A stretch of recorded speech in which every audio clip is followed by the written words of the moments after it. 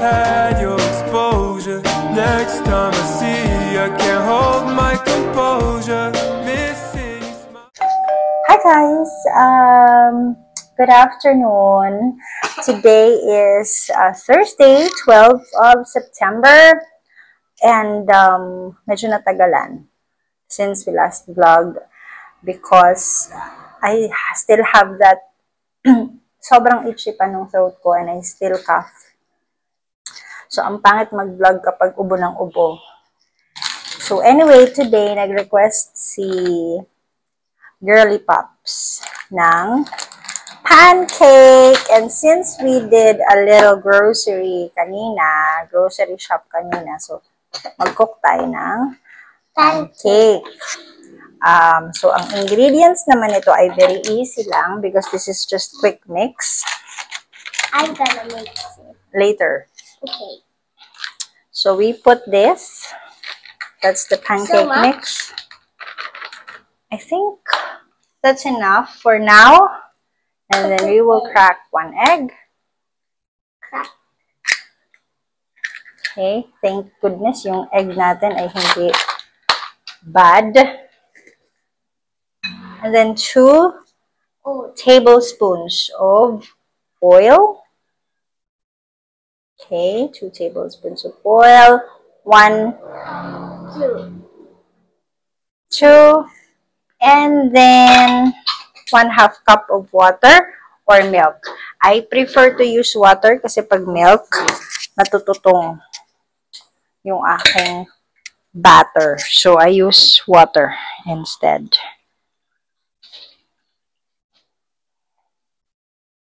This is 1/2 cup of water. And then, meron na siyang kasamang maple syrup. So, we are going to mix it. Wait, Papa! We are just going to mix it properly. So that when I give it to you, it's the batter is well mixed. Okay? Okay. And it's soft already. Okay? Don't fall. I'm waiting for you. Medyo pawala na yung ubo ko, mga besh. So, that's a good sign. Actually, parang ang sticky niya pa. Okay, go ahead and mix it. Keep on stirring. I think I'd like to add some water. 1/2 cup of water. Parang ang sticky. I don't like it to be fluffy.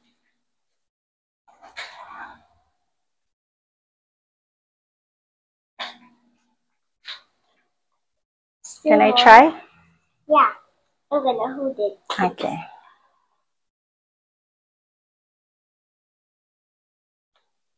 It smells good. It is. Let's add some water. More? Yeah. I thought You don't want to add butter on your pancake? Just maple syrup. Okay, so we are going to cook na this. If this one only fits you, then how many? 3. Okay. So we are going to, you can just mix that, love. I'm going to hit the pan. Yeah, keep stirring.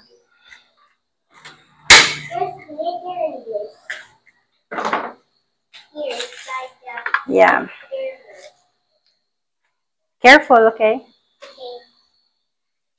And then we are going to add a little bit of oil. No butter, because Mavi doesn't like it.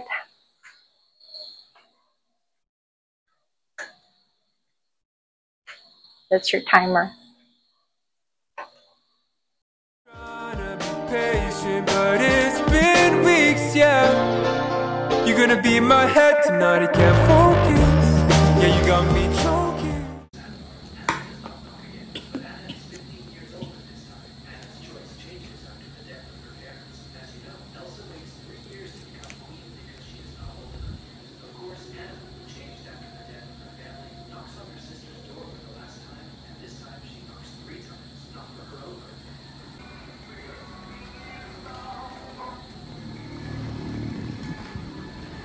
Remove the controller.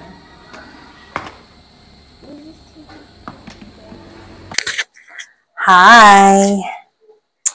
So, serious vlog today. As if naman.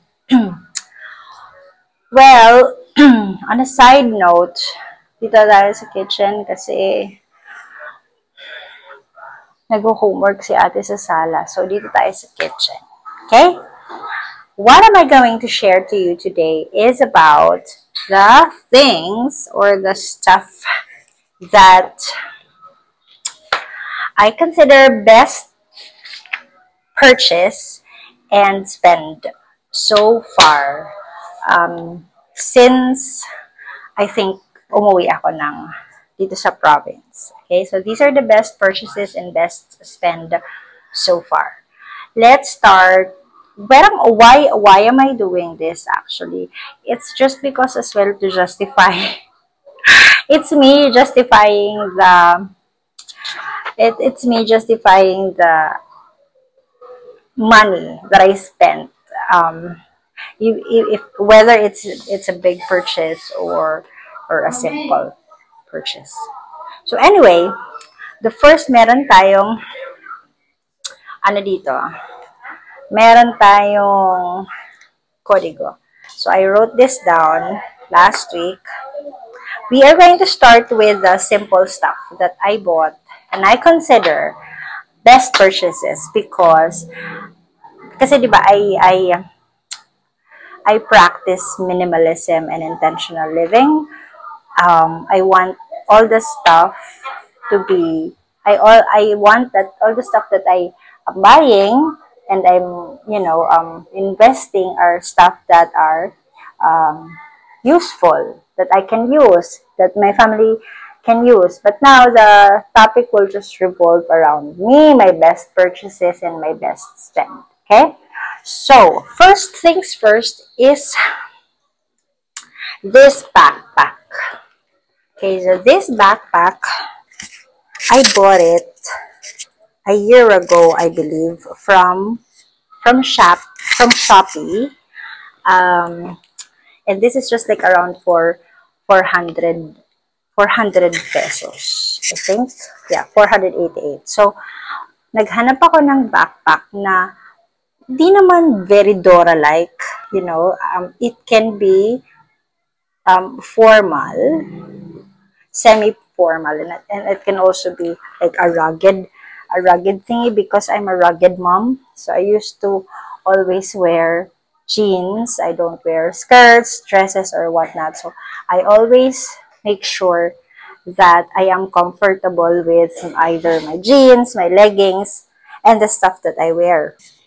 If I am wearing shoulder bags, it's not very comfortable, lalo na kapag may bata kang hinahabol. So, you have to make sure na yung bag at saka yung mga stuff ay nakasukbit sa shoulders ko. So, this backpack, imagine for 488, this is not branded. I am not into branded bags. I love it because it's just 488 and it's reliable. Like, it's been serving me for a year. No scratches, whatever.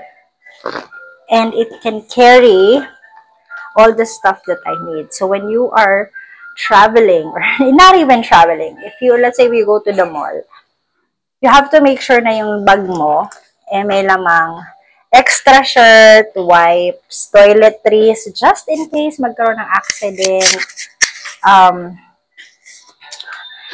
even medicine kits, and then of course yung mga important like wallets and whatever. So nandito lahat, carry yan sa lahat ng, kasi yung kasama ko sa bahay, akala nila ako, si Doraemon. So lahat ng hanapin dapat nasa loob ng backpack. So may payong pa yan. So don't expect na magaan yan, ha, mabigat yan. Yung pa ni Mavi, iPad. So, ang dami niyang bulsa, in fairness. So, parang na ako dito nag-online selling. So, meron siyang dalawang bulsa dyan. Meron pa dyan. And then, sa inner, meron pa. Lagayan ng mga coins, I think.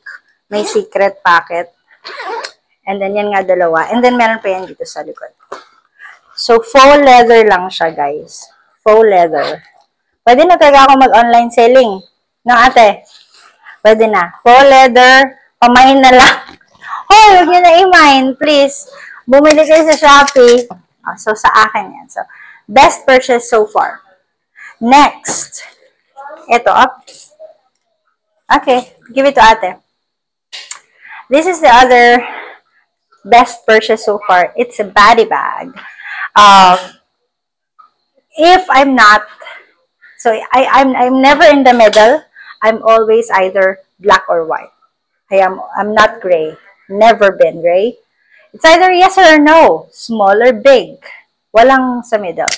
So this one I consider this as a huge backpack.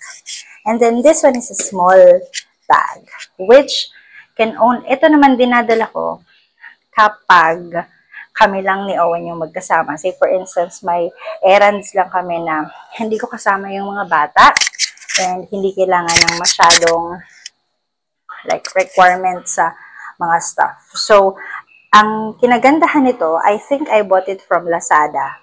It's a sling bag, shoulder bag from Lazada, 289 pesos. Faux leather. I like the texture niyan. And no scratches pa yan. Oh, imagine, ano na yan sa akin. 2 years na. It's so pretty. Tingnan mo yan. Nandyan yung mga coins na amin. May mga coins tayo dyan, just in case. Okay, that's the first zipper. Second zipper, I think most of the time dito nilalagay yung phone. And then, here naman yung may secret pocket din yan. Oh, diba? So, I like them because I did not spend so much. But at the same time, I get the quality that I want. I get the design that I want. Okay? So, maganda siya. If you like, I can just leave the links. If buhay pa. Kasi di ba tagal na. Anyway, next would be my flats. Ito yung flats ko na kasi I am not very comfortable showing my feet because they're not very pleasant. So, I wear flats, especially kapag pupunta ako especially kapag mahabang lakaran. Like, I'm always on my feet. I need to wear flats. So, this is just, imagine, 199 pesos. Malapit na siya mag 1 year sa akin. And, I can use it either naka-formal, like pupunta ng recognition or pupunta ng school magazine, or ano lang, casual, like pupunta ng mall naka-t-shirt, naka-jeans. It's very handy, neutral, maganda, in fairness. So, it's worth your money. Okay. So, tapos na tayo dun sa mga simple things. Those are the material stuff that I bought na feeling ko best purchase. Now, yung best spend, so I've been dreaming. I always saw kasi artista that are, wearing gel polish, and I feel like I really want to try it because I'm into nails. Like, I am not into makeup, hair and nails ako. And so, sabi ko, itry ko this year. Magpa-gel polish. And I'll see if it's worth it. Just for me to try it. And I'm loving it so far. Like, yung gel polish ko is just less than 1,000 a month. And yung gel polish naman kasi, ito matagal siya. 2 to 3, actually 3 to 4 weeks kung maingat ka. So, I don't do my feet. I mean, hindi ako nagpapa nail polish or whatnot sa feet kasi I can do my own. I can clean my own nails actually. I know how. Pero sa kamay, I can't. Nahihirapan ako kasi baka I don't like to sugat my, I can only do right but not the left. I can do the left but not my right because I'm right-handed. So, that's why, parang for me, worth it naman yung pag-suspend ko ng time, an hour or two sa salon every month for my nails. And I'm working, so I feel like I kind of like deserve that as a mom. Like, you know, I want to treat myself and also a massage. So I'm not into beauty products or whatnot, but I like nails, hair, and massage. A good massage every month. So those are just my splurge talaga. So best spend ko yan. Now, dun tayo sa mga best purchases ko naman this year or ever since I umuwi ako dito sa province. So, this is the first one. Mag-aano na to sa akin. This is 2020, if I'm not mistaken. Umuwi pala ako 2021. So, this is 22, 23, 24. Magsa 3 years na siya sa akin this November. And this is my gift for myself. Punong, 32nd birthday ko. So, this is my gift for myself. It's MacBook Air. 13 inches. It's M1. So, meron ng mga lumabas ngayon ng mga latest. M2, I think. So, this one, for me, even if it's just M1, it's not updated, pero it's Apple. So, it's very reliable. It's been my partner sa work. And before, I'm using iMac nung nasa Manila. Kaya lang dito sa province, I don't have any plans to change actually. Kaya lang nang umuwi kami ng province, every day, may change power, may brown out. So, yung iMac ko, it's a desktop. So, nakasaksak yan lagi. So, if mag-brown out, talagang patayan. And it's really disturbing my workflow, nakakawala ng concentration. So, I decided na it's time for me to buy a laptop, but I still want the quality that I'm getting from iMac. So, we are going to have the MacBook Air. So, MacBook Air M1, 13 inches. I think this is like around, mura na to ngayon kasi M1. Kasi marami nang updated, diba? Okay, so I like that. Best purchase ever. Hindi ako nagsisi. Next best purchase ko is the watch that I'm using right now. This is new. I think just a couple of months. This is Mi Band Pro 7. Baliktad. Mi Band 7 Pro, I think. What I like about it, I'm not into smartwatches. Not really. Kasi, I find it like, ano pa naman ang pare-pareho lang naman yung relo. So, pero nung medyo nagkaedad ako ng very, very light, I realized I need it because since it's smart, it can detect my blood oxygen, my heart rate, my sleep, most important. And then, so anyway, ito yung mga specs niya. Ito yung mga specs niya. So, when I buy this Mi Band Pro na 7, it's like around, sobrang mura, 2.5 lang yan, ha? 2.5 lang. It's in baby pink right now. It's in sand pink. Pero ang original na, strap niya is puti. And bilang ako ay si pink girl, bumili na lang ako sa Shopee ng strap. Ito yung gusto ko dito kasi nasi-change mo yung strap. So, kasi yung una kong smartwatch, hindi siya na-change. But this one, I can change it. Now, it has, meron tayong copy. What I like about this is because it's so sleek and slim compared to bulky smartwatches. I'm into Samsung. Maganda rin yung circle. So, it's unique kasi rectangular and not the... Yeah, ask Ate Max to help you out. This one is rectangular, not the oval. Meron din kasi mga oval shape si Mi or si Xiaomi. Now, if you're going to strap it on your arm, it's not so big. So for me, na ang liit ng wrist, liit kasi ng wrist ko, mataba lang talaga ako. But unahan ko na kayo, mataba lang talaga ako, pero yung wrist ko, maliit yan. Kamay. So, look!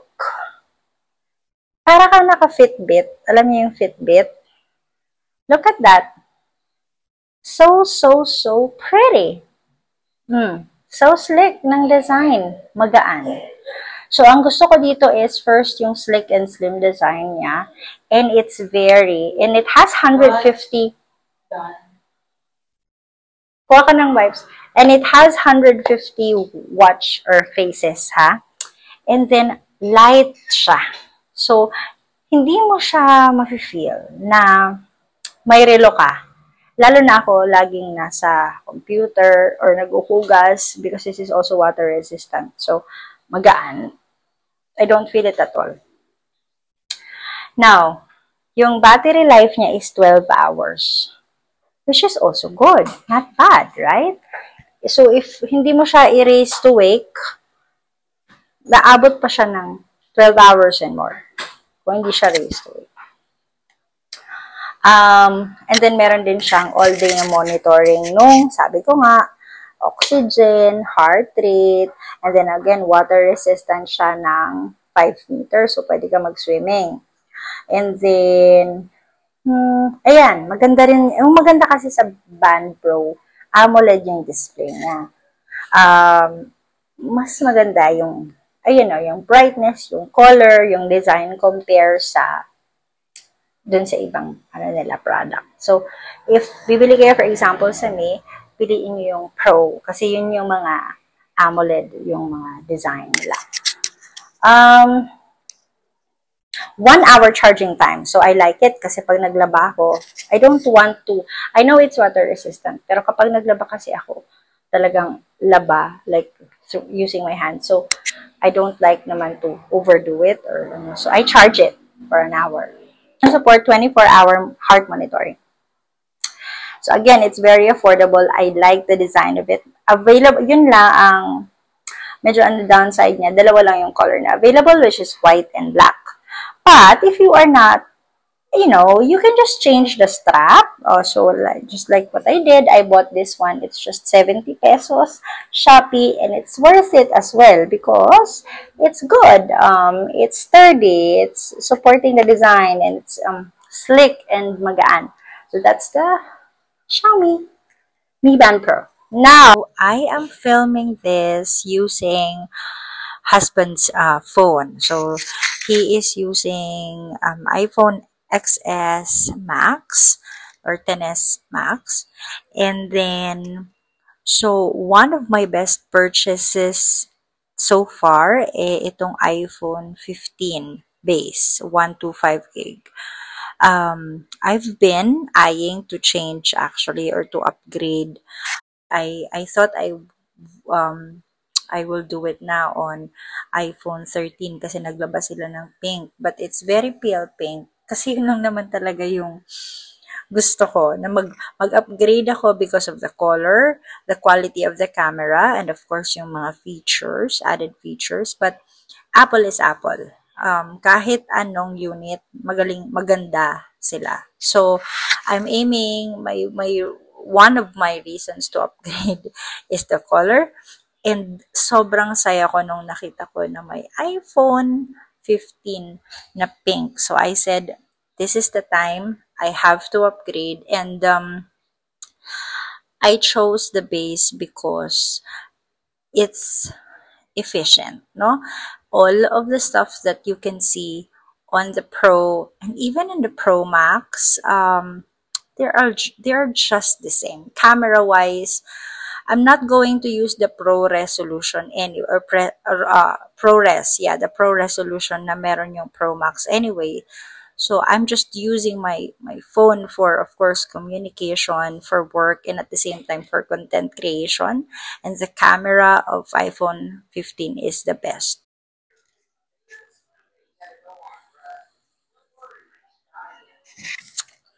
Hello. Okay, hello people. Today is Friday, the 13th of September. It's Friday the 13th. And nakalimutan ko i-close yung vlog kagabi. So, anyway, after I filmed nung mga best purchases and best spend, nakalimutan ko na i-close. But anyway, I'm just popping in today. Just to properly close the vlog. Sumaglit din kami sa mall to magpa-reactivate sana nung aming voters registration, voters application kasi matagal-tagal na rin kaming hindi registered and hindi bumoboto. So, since malapit na yung election, they are requiring na magpa-reactivate. So, since we are already our voters or registered voters here in the province and matagal kami sa Manila, so hindi na kami active. So, we have to reactivate, and for myself, I have to change my status from single to married. So, we tried, kaya lang punong-puno yung mall. So, hindi ulit. Maybe not now. Anyway, hanggang 30th of September pa naman. So, we still have chance.